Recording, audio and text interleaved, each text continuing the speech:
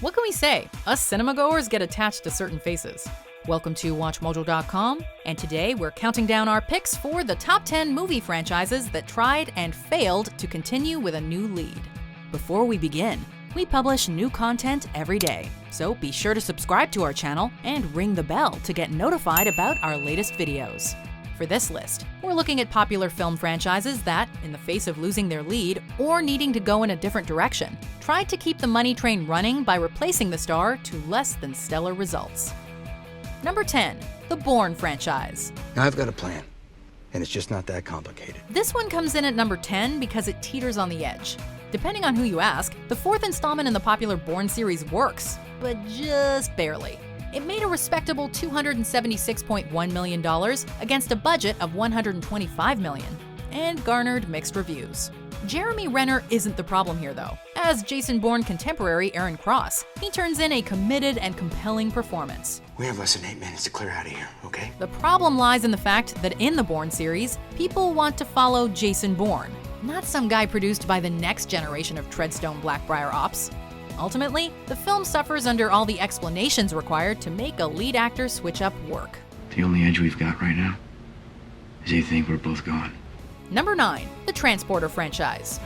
You're gonna make me late. Ed Skrein is by no means a household name, but between his stint as the first Dario Naharis on Game of Thrones and his breakout role as the delightfully villainous Ajax in Deadpool, he has established himself as an undeniably recognizable face.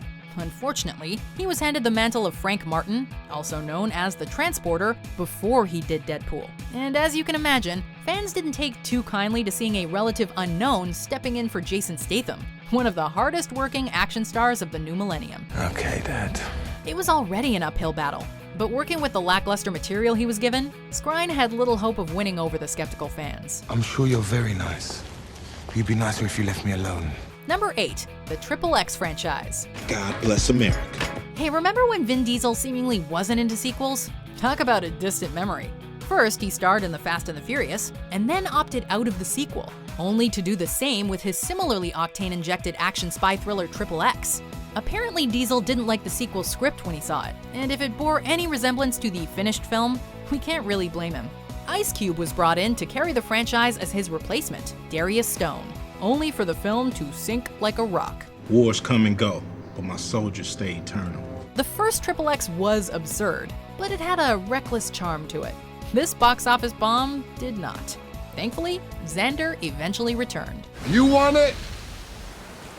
Come and get it. Number 7, the Mummy franchise. As you can see, hell has no fury. Give us back Brendan Fraser.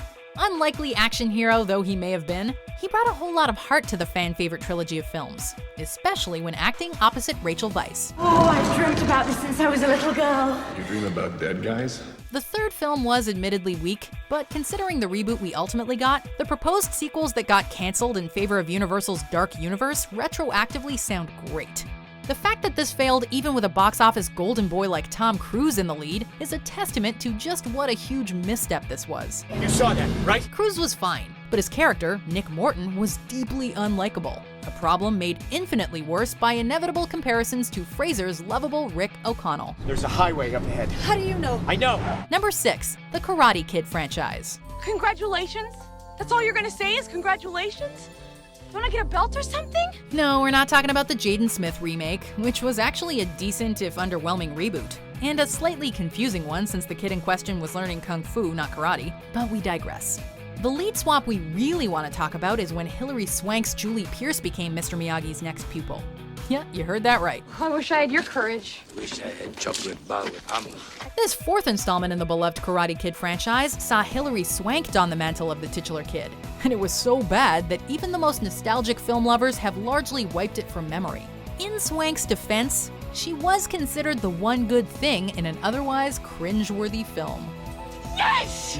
Number 5, the Predator franchise. Welcome to the war.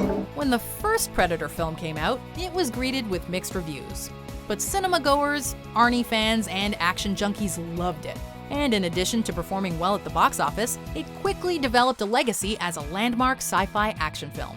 They've been trying and failing to recapture that magic with new leads ever since. But it's the immediate sequel starring Danny Glover that stands out as the most obvious lead actor swap out. I don't care how big this is or who's involved, this guy killed Danny and he's gonna fall. In all fairness to Glover, he's the only thing holding this film together. But Schwarzenegger's shoes are not easy to fill.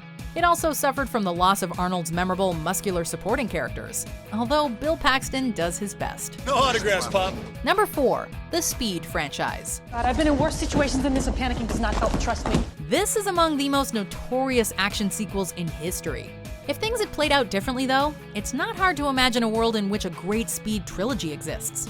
Instead, we've got an awesome first installment and an awful second one.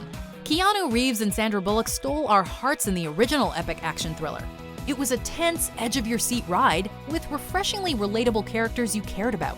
A hit at the box office and with critics, a sequel was inevitable. But when Reeves refused, things fell apart.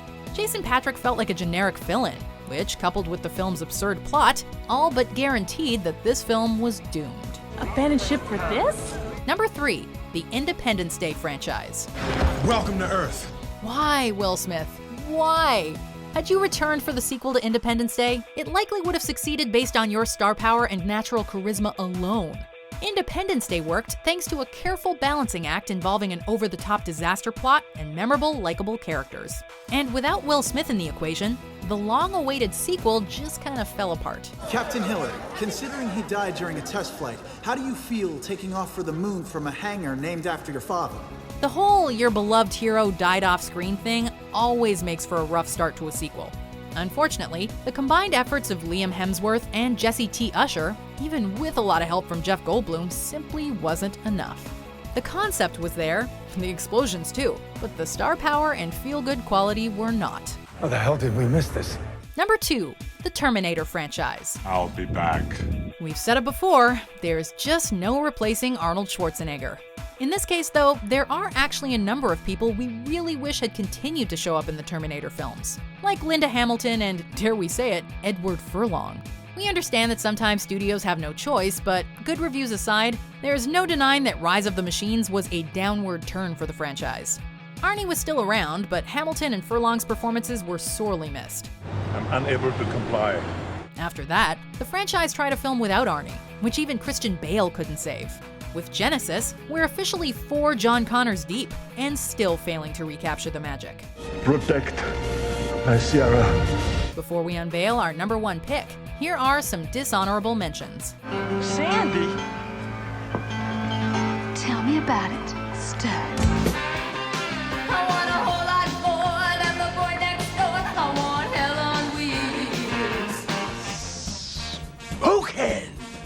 Just give me the mask. I don't have it. I think my dog ate it. The bleeding has stopped.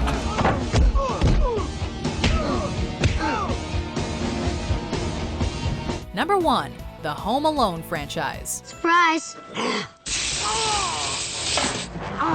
Do not give us a reboot of this beloved childhood franchise and slap the title Home Alone 3 on it. New star, new villains, not even a tenuous familial relation or tangential connection to the original 2 films.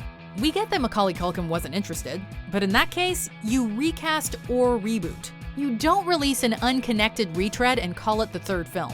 Young Alex D. Linz does a fine job in the role of Alex Pruitt, and the film performed reasonably well at the box office. But it remains a sore spot with Home Alone fans around the world for obvious reasons. And the less said about the direct-to-video sequels, the better.